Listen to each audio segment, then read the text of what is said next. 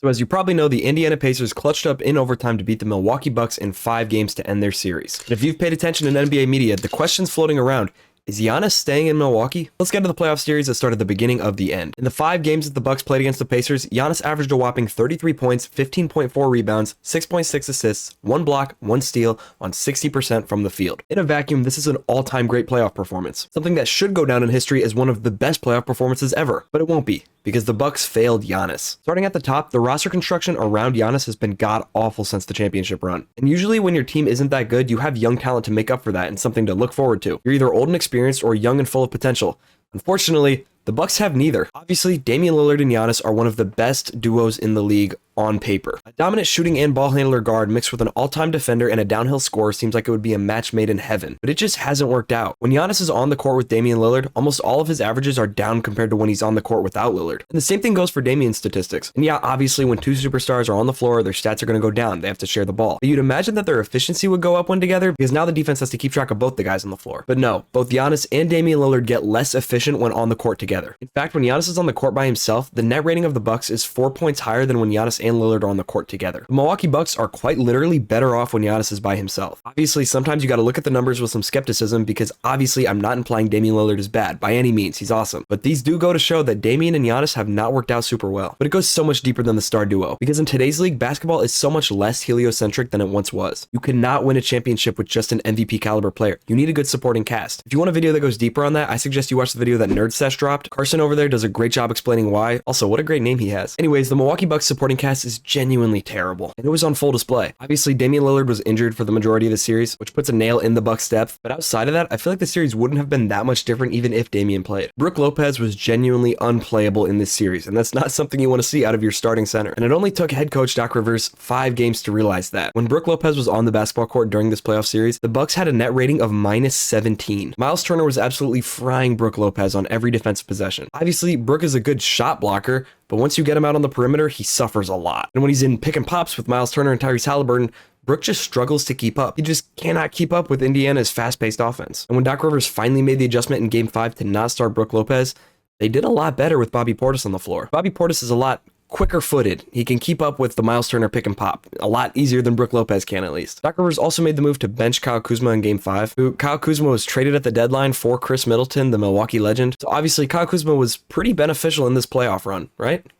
No, he dropped stinker after stinker over and over and over again. In Game 1, he played 22 minutes and dropped 0 in everything. Like everything. Steals, blocks, points, rebounds, assists, everything.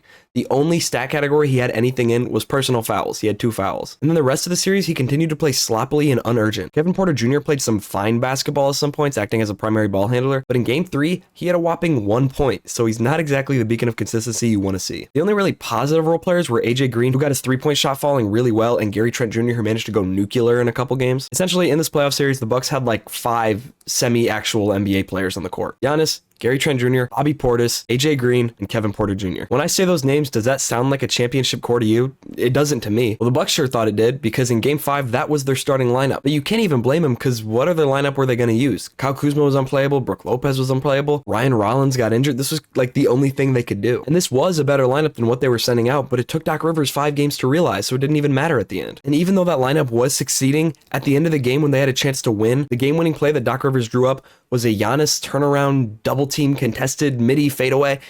What? You have the most dominant paint presence in basketball, and he's pulling up for 2 over 2 defenders for your whole season. Like, the whole season was on the line, and that's the play you drew up. In my honest opinion, I think Doc Rivers is an idiot. I don't know how he has a head coaching job in the NBA. I'd rather have Darvin Ham out there coaching.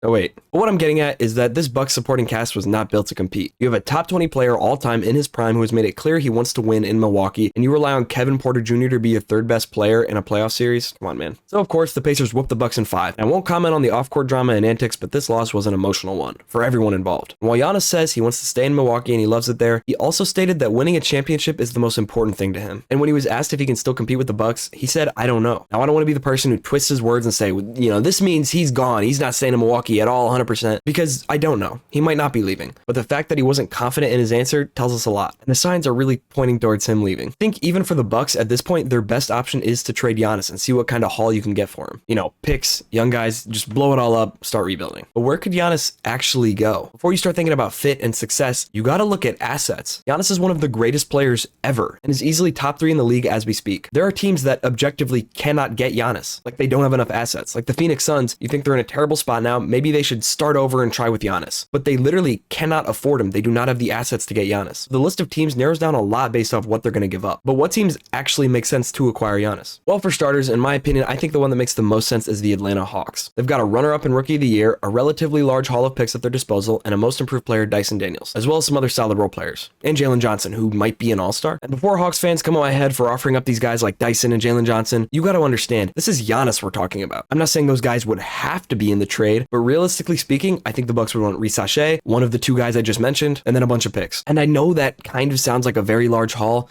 but imagine Trae Young and Giannis on the same team. The pick and rolls would be insane. Another team I could definitely see as an option is the Houston Rockets. The Rockets kind of have this problem still of not having like a certified #1 option, and they have a lot of talent on their roster, but there's just too many mouths to feed. I think it would make a lot of sense for them to condense all their talent and put it all into a trade package for Giannis. It would give them a clear direction as a team, and the Bucks could get some younger talent that's being underutilized on the Rockets roster. One trade that I'm not sure is super realistic, but I see floating around, and it's actually kind of terrifying, is Giannis to the Spurs. Imagine Giannis and Wemby on the same team. That's like a guaranteed at least conference finals appearance. The Spurs have a lot of nice talent on the roster. I imagine they'd have to give up Stephon Castle, a bunch of picks, and maybe 1 or 2 of Keldon Johnson and Devin Vassell, one of those guys. I don't think the Bucks would want De'Aaron Fox because he's already 30 and has made it clear he wants to stay in San Antonio. And now, as awesome as Giannis is, the Spurs are building something really special, especially with whoever they pick in this upcoming stacked draft class. I really just think the Spurs are going to keep building on what they got. Another trade rumor that seems to be very popular is Giannis to Brooklyn. A reporter said the Nets were like specifically targeting Giannis, like that's their plan A. And don't get me wrong, the Nets have a lot of assets they could give up, but once Giannis gets in Brooklyn, then what? They obviously don't have anyone that can help them compete outside of like Cam Johnson and maybe Cam Thomas, but I imagine 1 or 2 of those guys are going to go in the trade package for Giannis. And we just saw with the Bucks, when you just have Giannis and a bunch of okay role players, that's not enough to win a title. You have to surround Giannis with real talent, and the Nets just don't have any real talent. I don't know. I know the Nets want him and all, but I just don't think they have enough to compete with Giannis. There's a bunch of other mock trades. I've seen some to Orlando, which I think could maybe make sense, but that doesn't really fill the problems that they're having, like shooting and stuff. I saw a mock trade to Oklahoma City, which would just be league altering. That'd be insane. I mean, all these trades are league altering, but to the Thunder specifically. I saw some for Memphis.